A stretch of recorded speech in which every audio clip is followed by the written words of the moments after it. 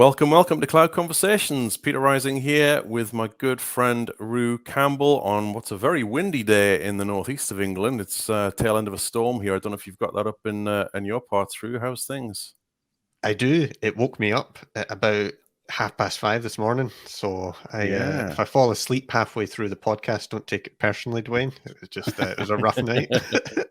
But yeah, and also I'll apologize in advance if you hear any thunder and cluttering. It's probably my garden getting torn to bits.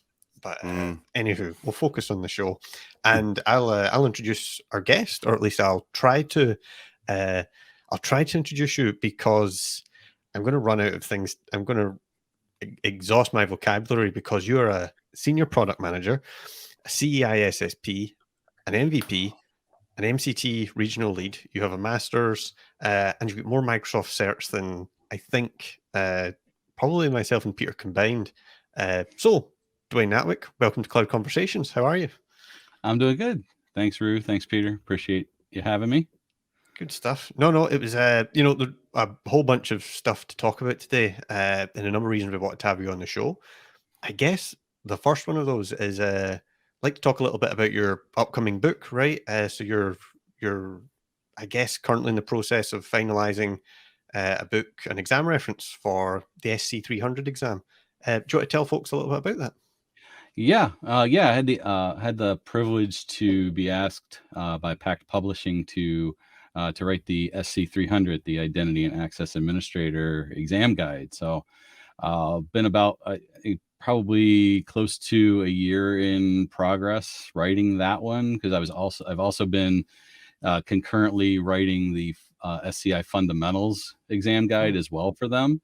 But I finished up in December with all of the content, and now it's gone through its final blessings through the publisher, and is in, I believe it's kind of in its final stages of publications, but it's due out I think April 11th time frame, I believe, but it's available for pre-order on Kindle and paperback on Amazon and on Pact Publishing right now. Awesome. Pact are a great company to work with. I've worked with them, fortunately, myself on two titles. How have you found working with them and the experience of writing an exam guide? You say you've been working a good year on it, which I can totally believe. I had similar time frames on my first title, and then I co-authored a second one, which really made things easier. I'm not sure I'd write one on my own again due to the effort involved. How's that been for you, though? It's been a great process, actually. I mean, the team I've luckily had the same team doing both of my books, so I've been working with the same people rather than separate people, and they've done just a really good job of getting the any of the adjustments after writing, after the first couple chapters of getting an understanding of their style guide and everything like that. It's been pretty seamless. I'll get sent back from them a couple of new let's see here. Hold on, it sounds like my video froze on me a little bit. There we go. There you go. Oh, there we go. We're back. Yeah, having a little problems lately with the XSplit VCam a little bit with that it's freezing a little bit. But yeah, so after I got the first couple chapters under my belt, there's generally only a couple comments, and my technical team, the technical review team has come back with very minimal stuff. So generally, I'm pretty rolling through pretty good on the chapters. So and the exercises. So it's been really fun. Been a really great experience. When you were writing the book, and I guess maybe before writing the book and actually studying for the exam yourself, how much of the stuff is kind of is it all stuff that you're very familiar with, or do you go through a learning process yourself as you're authoring a book? This one was kind of cool. I do a lot of talks around identity and authentication and security. This one got me a little bit further beyond my knowledge base, because my knowledge base was really around Azure infrastructure and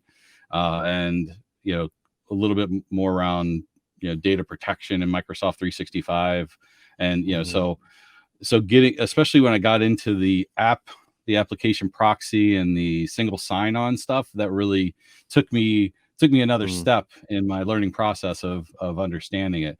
And and one of the things that really got me on the exam, I took the beta and didn't pass the beta, and then got through it when it came out in public availability. Was entitlements. There's a lot on entitlements on that exam, and I had never exposed myself to them before. So I was really caught by surprise because by how much that was in there. So it took me through my, I passed the exam well, when I was early on in the book, but I actually taught the class probably right when it came out.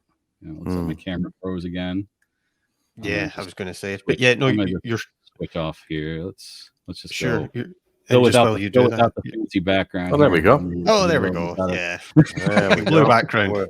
That's good enough. So we have we have no production values on this show, so don't worry about it. Yeah, so I taught the exam like right when it came out of general availability. So I taught the course, and that got me understanding those things a lot better as well. So yeah, it was definitely a learning experience. I know a whole bunch more, a deep dive around identity access management beyond just hybrid synchronization with Azure AD Connect and those type of things. We're really getting into the application stuff was really cool because as I hadn't done a whole lot on that one. Yeah, you're right. On you go, Pete. It's a great go on. Yeah, it's a great. I was just going to say it's a great way to enforce learning on subjects that you maybe is not quite as comfortable with. I certainly had that in my experience in writing my first title, which was MS-500 Security Administration book. And the first edition, it came out, and then very shortly after it came out, the exam outline changed. Microsoft changed it up, which they do, and they added in content on what was then Azure Sentinels, now Microsoft Sentinel. I didn't know a thing about Sentinel. To this day, I'm still far from being an expert in it, shall we say. I can get my head around it, but I had to go back and add a chapter on Sentinel very, very quickly to cover the changes in the outline. And so it was very, very. What was good with that exam, the 500, is that it's a very broad coverage of security administration, whereas the titles you're working on here are definitely more granular into specific technologies within security, aren't they? So I know there's other titles in this SC series coming out, and we are actually going to be talking to the authors of one of the sister books on an upcoming show. I think the SC-400 potentially, which I think is information protection. So what led you to, were you asked specifically to do this one, or is this one you chose, or is this your sort of favorite area within security, compliance, and identity?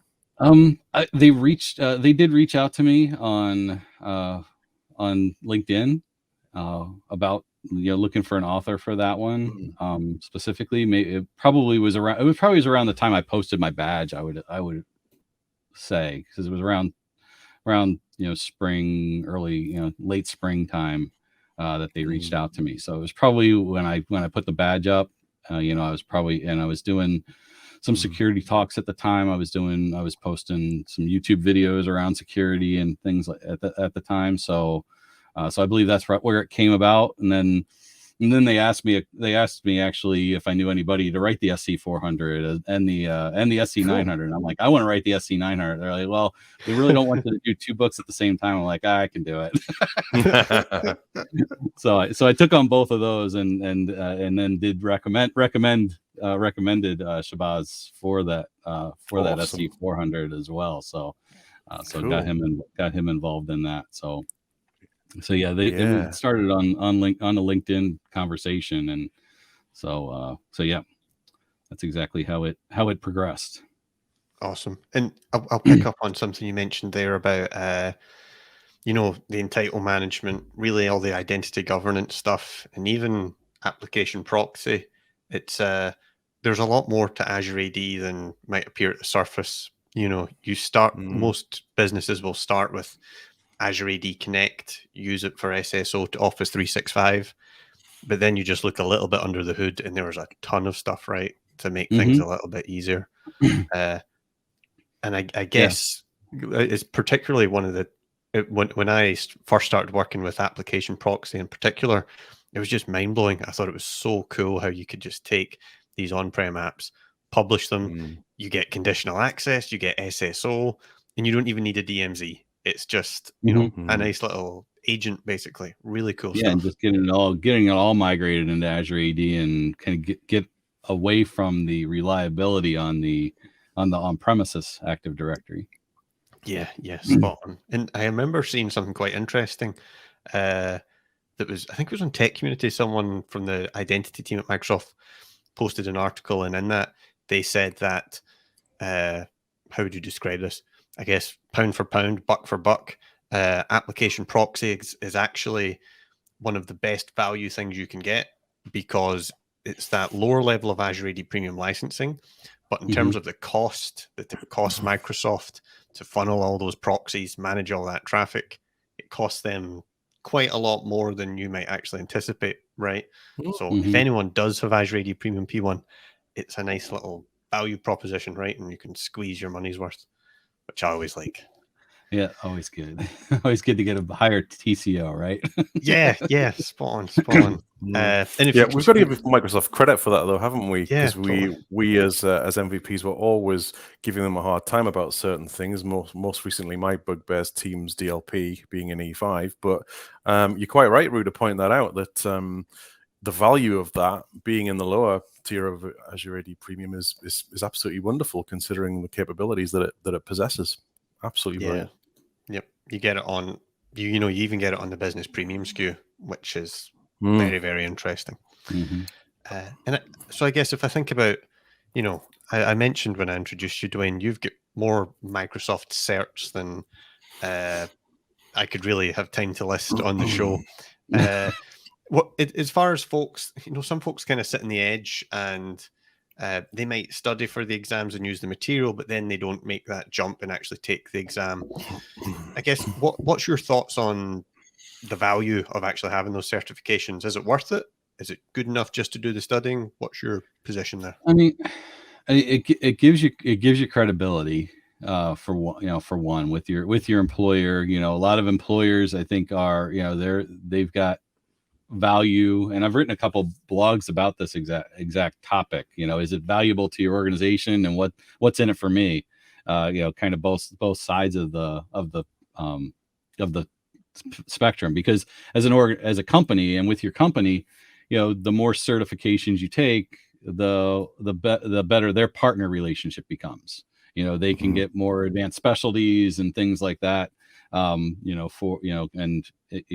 as well as competencies that go, with their Microsoft partner badge. So if your employer is, and your partner manager or alliance manager for Microsoft is doing their due diligence, they should be building in some sort of compensatory plan, to employees to get certifications. And so the good ones are doing that you get your certification, they'll reimburse you for the test, and give you training. The company I'm with right now actually does has a Cloud Guru and Coursera licenses that they give you, and give you access to courses and things like that, as well as they're an ESI part. They participate in the Microsoft ESI program for discounts on exams and things with Microsoft. So they understand that importance to the organization.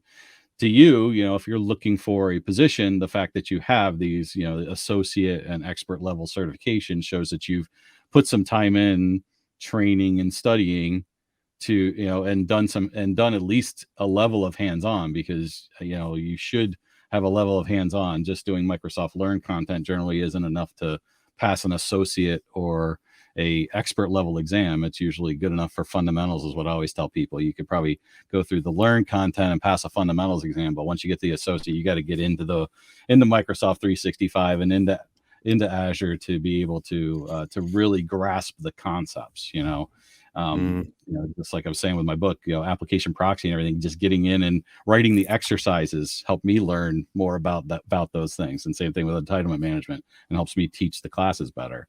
But those that's kind of the twofold. And before you go to look at a certification, you should if you're with your current employer, find out what benefits they give you to that, and what they can, what they provide. Do they have vouchers available for the exams, or using the ESI program to get discounted exams and discounted course materials? Do they have a subscription to a learning partner, or to a on-demand course to do your studying that can help you? Like a Cloud Guru has their own cloud sandbox that they give you when you take a class. So you have those capabilities to get that hands-on work as well. So that brings credibility then to you as a professional, posting those badges on LinkedIn and everything like that. And then, as well as it's helping your employer. So don't forget, and I think a lot of people forget that when they think about getting an exam, they're thinking about it, on a personal level, on their own level, but there is a benefit that you bring to your company as well by getting these certifications. And so, so there's a quid pro quo that goes there, so to speak. Yep. For me, I have a lot of these and continue to get these as a Microsoft certified trainer. It allowed me to teach more of the classes. But it has benefited me in a couple of positions that I've had, even in product management, just understanding that, hey, I've got my architect expert certs and the administration certs to, so managing the cloud products and services of an organization, I know I understand what goes into that, and I can talk to engineers on a more technical level than probably a lot of product managers can. And you mentioned how we know that you're not just authoring the books on the exams, you're not just taking exams yourself, you're also training folks, right? And you're an MCT or a regional lead, in fact. How did you make that leap from being on one end of the teaching fence to the other and being the guy that's actually educating folks? A few years back, I was, I've always been one that has enjoyed, even back, 20, 30 years ago, I was working with a technology distributor company, and we would hire, and our role was always hiring people in right out of college. It wasn't, to find somebody that knew, telecom and networking technologies. We hired people right out of college that, had a business degree. That was it. That was really the requirement. And then, so I was training people, back when, in my mid-20s, to understand, what a punch block was to put Ethernet cable on, and how a network went together, and how a phone system went together, so that we could sell, the phone systems and the switches, and then all the cabling and connective and patch panels and all of that. I took them through that whole process, from being a novice to at least being able to have a conversation with a customer that came in that was usually a cabling technician or a phone system guy coming in to get materials, it's kind of like that whole, the more in that spot, it's kind of like almost like a fast food company that's, upselling. Okay, do you need fries with that? It was always, oh yeah, you're buying some cable. Do you need any patch cords or punch cables, punch blocks for that, things like that, so I've kind of always liked doing that level of teaching, and I saw, within a company I was with a few years ago, saw kind of the writing on the wall that there was going to be a big seed change in their marketing and product department. And I started getting my certifications. And as I started getting my certifications, thought about the MCT program and started looking into that. I'm like, oh, well, this would be good to, to kind of, maybe I can, if I don't, I knew that probably I was about to get laid off there, and so I looked at, well, if not, maybe I can freelance in a little bit of training to make some money if I don't find a job right away, kind of thing. And so I got my MCT. It helped me actually in the job that I got. I started helping and training internally a lot of our engineers to help, again, build up our Azure competencies within the company, within our partnership. That was exactly what I was doing as a product manager. I was actually running, and getting our guys and gals that were our cloud and were our engineers. We did a lot of more our own internal hosting for companies and wasn't doing a whole lot of cloud at the time.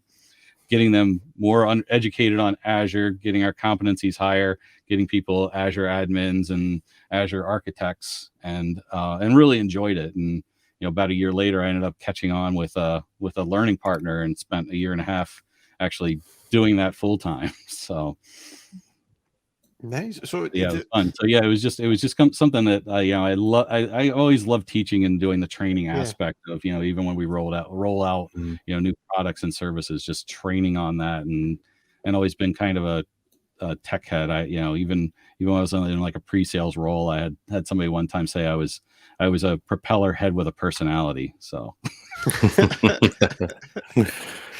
I don't know if that's kind of a double. I don't know. It's kind of a backhanded compliment. One of those backhanded compliments. Yeah, I think. Yeah, I'll take it. And I get, because one of the things is that kind of extends, because I know that you do a lot of work on YouTube and getting folks right in the door, because you run I guess a program called Azure Back to School. What's that about? So Azure Back to School, I got kind of inspired by what a couple our MVP friends Gregor and Richard did with their Advent calendar. That was like probably one of my first kind of MVP, well, for me, pre-MVP community events that I got involved in a few years ago. And then I did Thomas and Joe's Azure Spring Clean, also like right behind that. And I'm like, I started looking, I'm like, there's none of these events that really happen during the summertime. I know, probably because most of us are on holiday and things like that. So so I looked at doing more. I'm having problems with my camera again. Gremlins. Like I said, we have no production values. It's probably contagious. That's probably what it is. I've been having weird things happening with my camera lately, so I think it's me. We have something on every show, don't we? We have somebody whose audio is not so clear, or a video going wrong, or I quite often go pixely when my Wi-Fi signal drops. So yeah, I was really bad quality the last show we did, and it turns out it was because I was backing up my entire NAS, my entire Synology was uploading to Azure. So that'll kill your upload speed. What we can do though, if you can't get it back, Dwayne, here in a sec.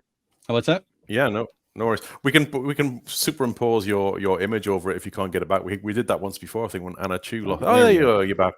No, we had Anna Chu on the show, and she had the same issue. And she couldn't get a camera back, so we just superimposed her photo over on that bit for the stream. But it makes it more real, doesn't it? It really does. Exactly. Live television. Yeah, absolutely. But the MCT program is very interesting to me, though. And I went through the program myself last year. I became an MCT for a year, and I ended up not renewing it because I felt that I wasn't acting in the spirit of the program. I wasn't delivering any training. I wasn't doing that as part of my job. So I thought there's real trainers out there who are doing this and doing it how it should be done. And we had Chris Hort on the show, probably about a year ago now, or close to, I would say. And he's another great example of what I perceive an MCT needs to be. So, and I asked him at the time, I put it to him at the time, is it too easy to get the MCT certification? Because it felt like when I got it, I applied for it. I got somebody to vouch for me.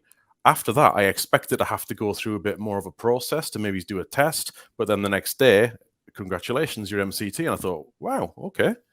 So I was a bit surprised. What's your thoughts on that?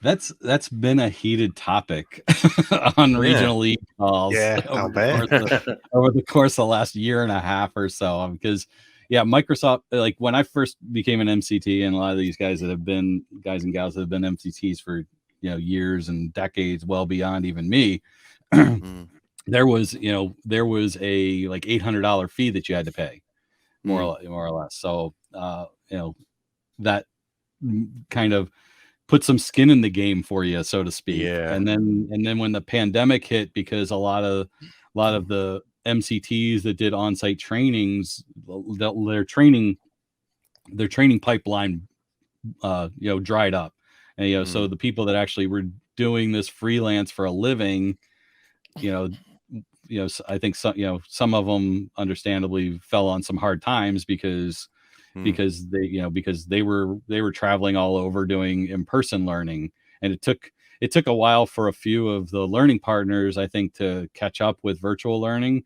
The one that Obstility, the one that I actually hired onto while I was in the pandemic, was one of those that did nothing but on-premises Microsoft certified trainings until the pandemic, and we had to shift to 100% virtual.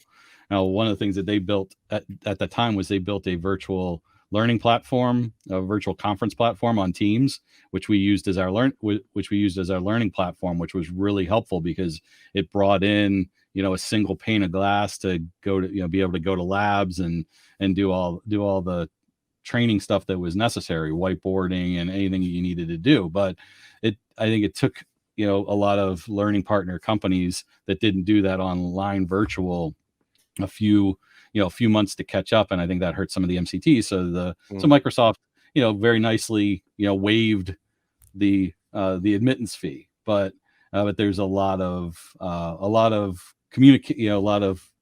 noise and kind of debate out there whether people are doing it for the right reasons. So so like you said, Peter, you went and got it and then didn't renew it because you didn't think you were doing justice by it. I think the thought is that there are a lot of MCTs out there that are doing it just strictly for the benefits of being an MCT. And so there is there's like I said, heated discussions about how we go about kind of vetting this out and making sure that that the people that are MCTs are doing legitimate training, that they're training, that they're training in topics that they are experts in and they are able to train in, and that's the thing, and that's some things that I've kind of evaluated myself as a trainer. I'm like, in terms of some of these certifications that I have, I got them just more that I like to collect. I just wanted to learn more about technology and just started collecting certifications really. But I've evaluated some of the certifications I had. And I said, do I really need this? Am I ever going to train on it? Am I really an SME on this? And I let I had passed the data scientist exam. I let that expire in December, and I'm now up for my Teams one. I'm like, I've never taught the MS 700 class. I don't deal with Teams, besides interacting with it on a daily basis. I don't get into administration of Teams. Do I really need that one? So I'm kind of evaluating these a little bit more as I go about as well of what do I need. And those are two that I thought, I'll probably, I let the one expire. I'll probably let the other one expire just because it's not a class that I'm going to teach. It's not something that I want to be, that I feel that I'm an SME on necessarily. I just managed to study for the test and pass the exam. The other ones, like all the security, the architect, the administrator, those are things that I'm in and I do and I talk about and I maintain my knowledge on a daily basis. So that's kind of my thoughts around it and my thoughts around the MCT program. But we're, hopefully and that's a big thing. Like I said, putting more value on that MCT program so it doesn't get watered down is something. And I know Chris is a fellow regional lead, so he's on those calls with me. So we get very passionate on those calls. It's rightly so, and it's nice to hear that, because I didn't feel like I'd earned it. And I wanted to earn it, and I went into it with good intentions. I thought this is maybe something that I would like to do, to teach, to get into that. It was a genuine interest in that direction, but that didn't pan out. And at the end of that, I thought, exactly as you said there, am I doing this? Am I qualified to do this? The answer is no. So I'm going to let it lapse. I'm not going to take the credentials of people who are doing it in good faith, doing it properly. So hopefully we can get it to a point where that's it's more genuinely rewarded, shall we say. But there are so many good people. I mean, Chris, your good self. We had Andy Malone on the show. He's another one who teaches. Yeah, a lot. Andy's been an MCT since the dawn of time, I think. Yeah. You got exactly. Ed Baker, Diego Costa. Yes. Those are the sort of names you think aren't there. Definitely agreed. And so if folks are kind of interested in that, like if they maybe want to make that move from being, like the sysadmin to, maybe they've got an inkling, like they like teaching folks how to do stuff, and they're looking at MCT and thinking, that looks interesting. How do you start pursuing something like that? How would someone get the ball rolling? Well, there's an MS Docs page. Just do your search engine to becoming an MCT, and it'll take you to a Docs page that steps you through all. You need some level of associate or expert level certification. Just having fundamentals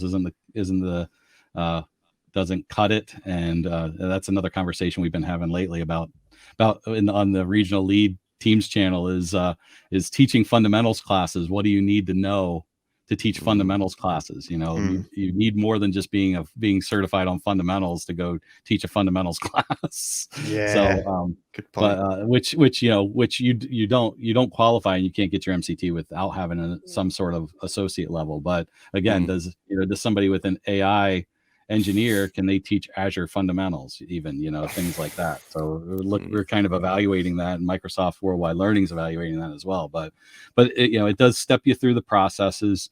Right now, like you were saying, Peter, you're required to teach a class within a year right now, and there's been some conversations about change, about what we can do about those requirements on an annual basis. And if you have a metrics that matter account tied to your MCT, it's a very easy renewal process, because they just grab what you've taught and your surveys right from there. If you don't, they've been trying to push using the metrics that matter over the last couple of years as the only way to renew, but a lot of people just also do their own surveys, like on forums, and send a report to renew as well. I did that my first year, but then I used metrics that matter. And if they want to get into training, there are a lot of learning partners out there that are always looking for freelance trainers.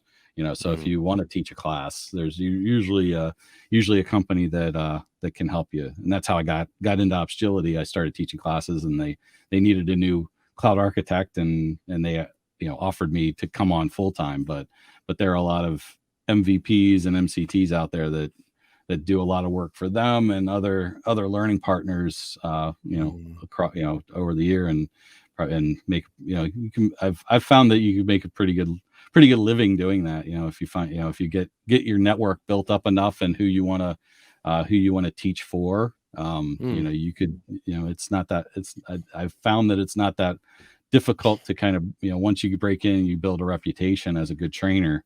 Everybody's in demand. I've been on both sides, because when I was in Opsgility, I was a lead for the technical team. So I was helping to find trainers. So I was reaching out to my virtual friends to say, hey, can you teach this class, and things like that, to try and find trainers for the company for certain classes. So one of the things I was wondering as well is, as I say this, the cat is currently tearing apart the desk. So if I disconnect, that's why.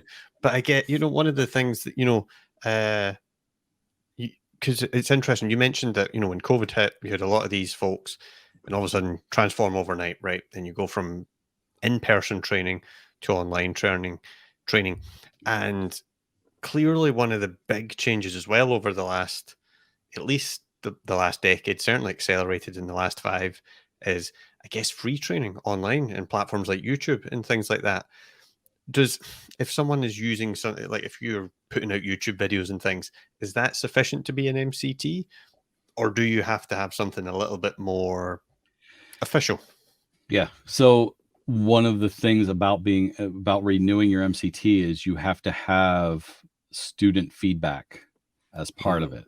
So you don't get that student feedback doing on-demand videos. You have to do something online. You have to do a training online. So it has to have that interactivity, I guess. So exactly. Right. Yeah. So that's a key thing, so that's why I still do some freelance trainings to keep, it's kind of like any sports, you got to keep the skills. You got to keep practicing the skills to keep going. So so I still do some of that to keep my MCT going, keep on board.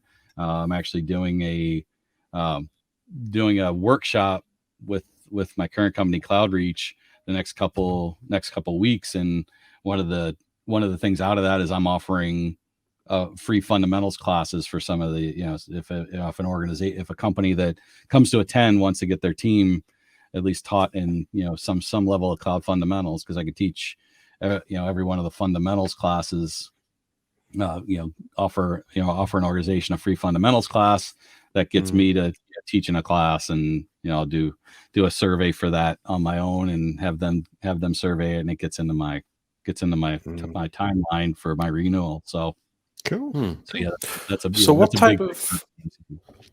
what type of people come to the fundamentals courses, Dwayne? Because where I'm working right now, one of the initiatives that we're trying to do is to get our sales people more confident in talking about some of the technologies, and those fundamentals courses and exams are a really great way to get them that level of knowledge that they need to talk, not too deep technical nature, but enough to hold their own.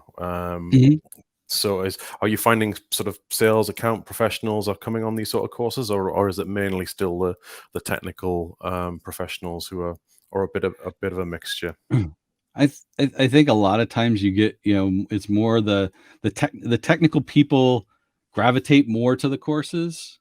I think because just because we as technical people want to learn. Salespeople are a little bit harder because I'm not hitting the phones. I'm not, I'm not talking to customers, so I'm not building my pipeline. It's they see it a lot of times as a wasted day. When doing that, unfortunately, but they need to do. I believe that anybody within the organization that's selling and adopting, Microsoft 365 or Azure should be going through those courses and having, and if they're a technology company that's selling technology, should have that certification, just have that badge on their signature line, because it just brings a little bit of credibility that at least I didn't just come into the company and I'm selling something I don't know anything about, especially the one thing around the Microsoft 3, if you're selling and talking about modern workplace and selling Microsoft 365, that fundamentals course actually goes through some things around licensing that that is really difficult to understand without diving into it. So those are some things that I always I think it's beneficial to any salesperson, anybody that's in front of a customer, to have at least that fundamentals knowledge before they kind of get in front of a customer and start talking about it. It's a good starting point, especially as they come into a company, to have those and to go through those courses, and not just go through the Microsoft LearnCon. And again, back to what we were saying, going through and getting the badge and passing the exam shows you put some time into it. And anybody can go through an on-demand course and play through it and get a certificate of completion, but did you really pay attention? And the exam shows that you really paid attention. Yeah, totally. It's kind of, I like that point. You see it on the sales guy's signature, and it gives that kind of validity to what they're saying. They've got some credentials behind them. It shows they're putting the work in, right? They're paying attention. They know what they're selling, hopefully. It's about expectation management, right? The fundamentals courses, you're not going to come out of them an expert, but it's dipping your toes in the water across a whole bunch of stuff, isn't it? It is, exactly.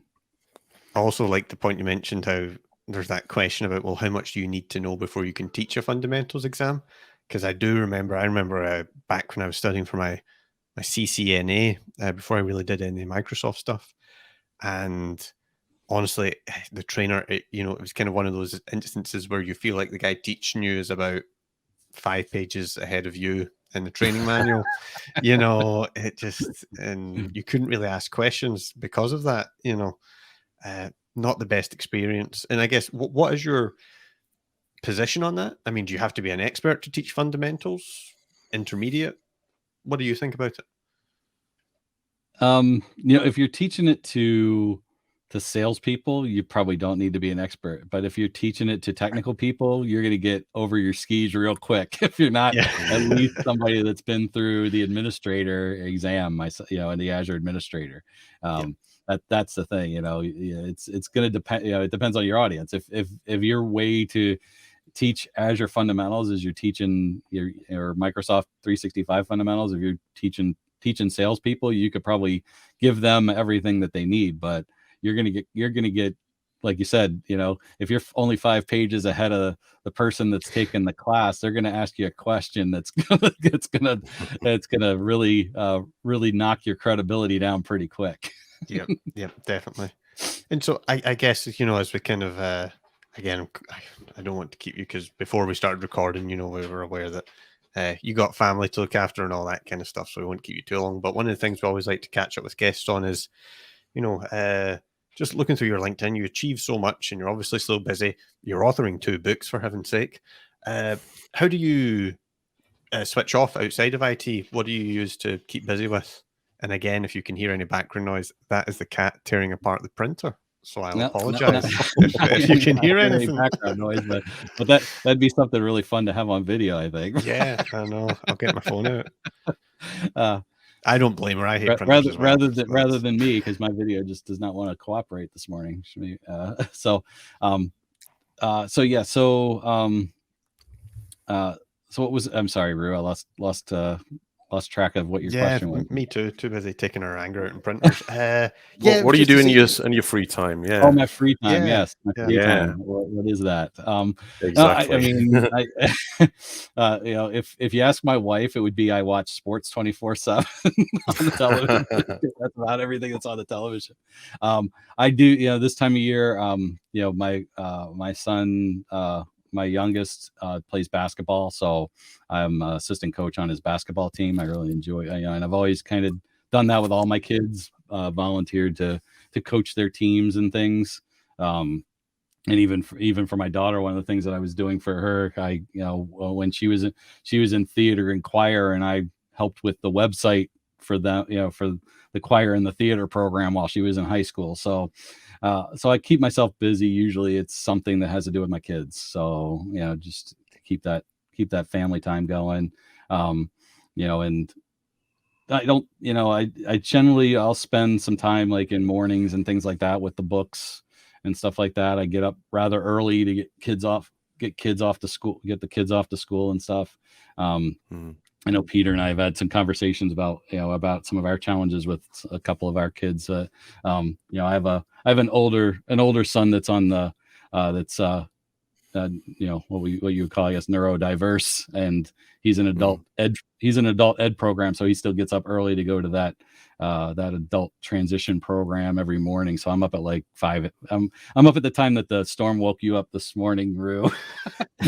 I'm up 5:30 in the morning on weekdays, and then I use that time before work to do writing. It's kind of what got me involved really community wise. I do a lot more community stuff for like the UK, because your like afternoon stuff and evening stuff fits in earlier in my day, so I don't have to do after work stuff for the community. So I think I've got I've built a pretty big network with all of you in the UK being in the US, just because that works better with my time, because I prefer doing stuff earlier in the morning, than later in the night, because then it doesn't give me time to decompress.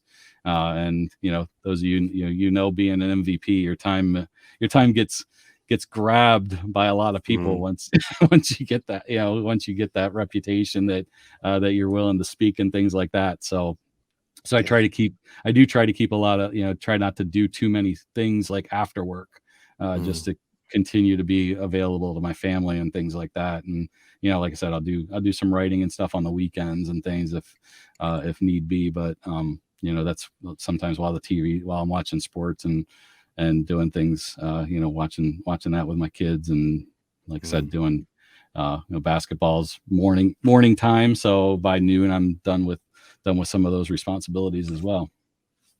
Is basketball your favorite sport, Dwayne, or is it a general sort of mixture of sports that you love? So I've basketball and baseball, and then watching American football. But the sports that I played when I was younger were basketball and baseball. So those are always those are the ones that I've coached, because I enjoy those. I find that I actually enjoy teaching basketball more so than teaching baseball, though.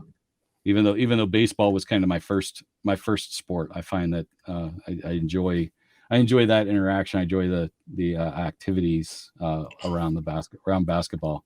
So I'm glad my son's he's 12 years old and he's already about 5'6". So we're hoping he keeps growing. I don't think he's hit his growth spurt yet. So he's already wearing size 10 sneakers. So nice. 12 years old. So hopefully we think he's picked the right path. He enjoys basketball. So so we're thinking hopefully he's gonna get that growth gene and be beyond my 6 foot size. So. I know the feeling, because I'm 5'11", and my oldest son George he's 15, coming up to 15 in a month or so, and all of a sudden I think he's about up to here now on my forehead, and I'm thinking, no, he's going to pass me soon. It's quite surreal.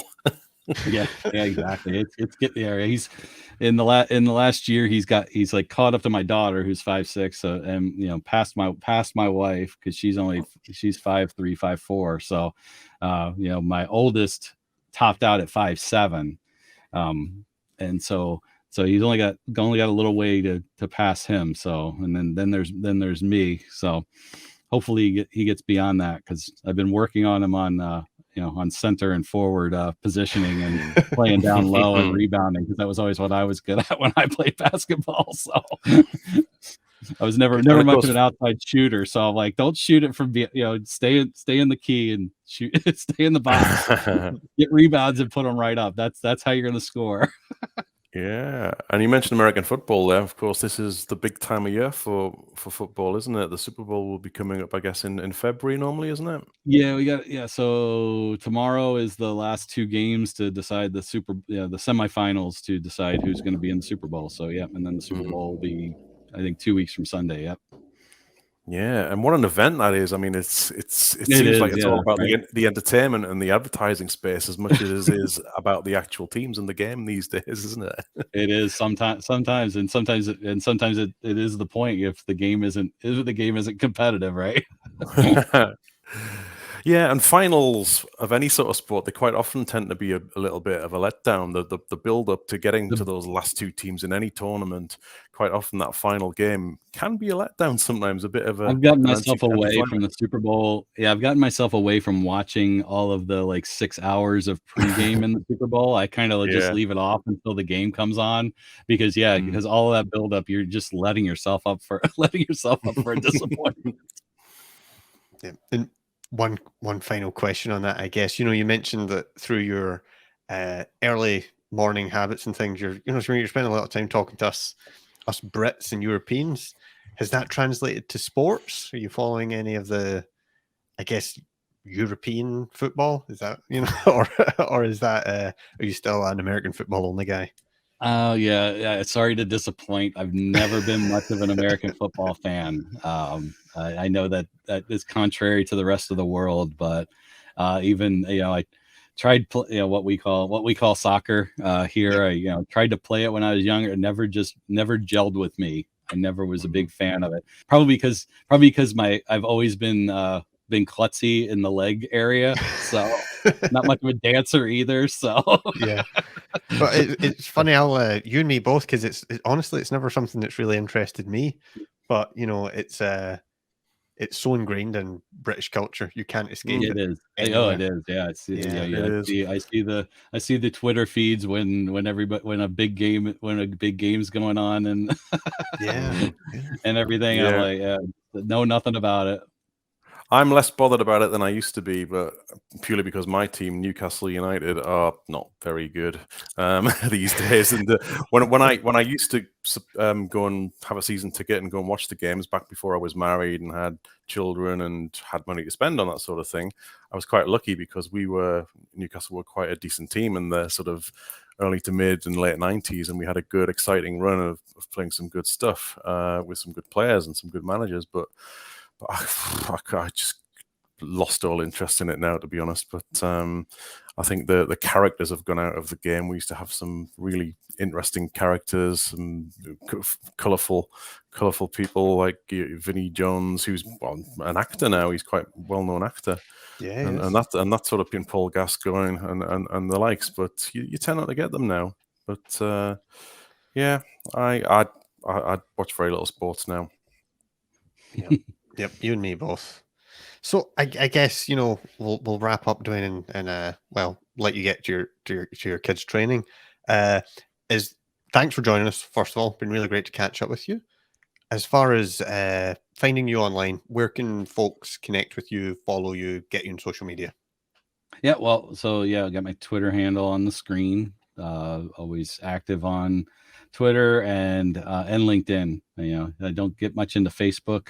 I use Facebook really for the groups, mostly around school and like I was telling my wife this week, I'm thinking about deleting my Facebook app actually, just because the news feeds on politics and things like that are getting too stressful on me. So I used to use it with my daughter's theater stuff, just to keep up on where auditions were and things like that. And now that she's in university, it doesn't I don't need that anymore. So I'm like, what am I really using Facebook for? So yeah, it's Twitter and LinkedIn. I'm always available on there, always there to answer questions. If anybody has any questions about certifications and trainings and things like that. Speaking, I've actually had a couple people ask me, I've had a couple mentoring sessions with people that, wanted to get some thoughts around, public speaking and how to get through anxiety about speaking in front of others and and especially in front of strangers and things like that. So those are some things that I always kind of welcome to talk about. Cool. A little tip on your Facebook account: maybe don't disable it just yet, because I disabled my Facebook account probably about 6 or 7 years ago, and when I published my first packet title a couple of years back now, they said to me, have you got a Facebook account? I says, well, yeah, but it's deactivated. Well, can you reactivate it? Because we like to get you to publicize your title on as many platforms as possible. So don't be too surprised if they ask you that. It might be worth keeping it around for a short time longer before you deactivate it. I haven't pulled the trigger on it. It's like I never like built any friends on Facebook. Like I said, my only friends on Facebook are my wife and my daughter. So you can promote it to them. You can promote it to customers. them. Oh, there you go. So my wife told me last night she's not going to be buying my book, but oh wow! And I know the feeling. My family are all very supportive of my writing and all very impressed and say lovely things about it. But the minute I start talking to them about the content, they go into very humorous, jokey mode and start snoring basically. Yeah, exactly. They think it's boring. It's not their cup of tea. Yeah, we need to find out how Carl Cook got his wife to just start down technology, right? Yeah, absolutely. Very good point. Very good point. How did that happen? How did that conversation start? Because it sounds like Peter. Yeah, your wife is just like mine. Yeah, it just kind of glazes over, and here's blah blah blah blah blah. As soon as you start talking anything about cloud, and no word of a lie. Genuinely, there have been occasions where my wife could not sleep at night, and she has asked me to talk in a soothing voice about Office 365, and it's actually worked. And this is what I've done. I've done say, now go into the Office 365 Admin Center and click on Exchange. In there, you'll see users, and I've sent her to sleep doing that. No word of a lie. Different talk about different things, different bedroom talk, right? Yeah, exactly. That's a peek behind the curtain in my house. And on that note, on that bombshell. Yeah, Dwayne, thank you so much for joining us. It's always lovely to talk to you. I'm sure we'll see you again on.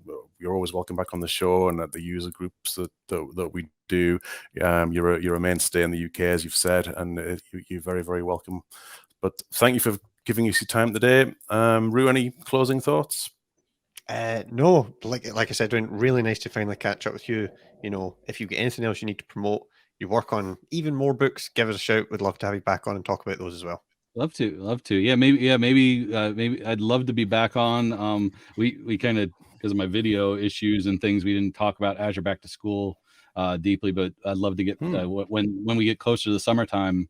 Yes, absolutely. Talk more about the Azure Back to School event that when that comes a little bit closer. But I really appreciate you guys having me on the show. So pleasure to be here. Glad to finally get on here and again, chat it up with you guys. Oh, it's a great pleasure.